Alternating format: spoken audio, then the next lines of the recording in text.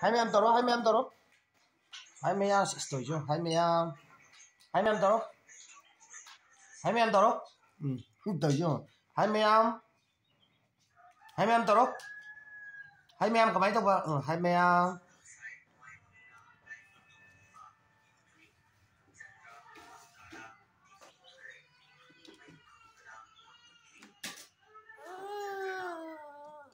25 toro. 25 toro, 25. Thì bây giờ sẽ nói tù đấy.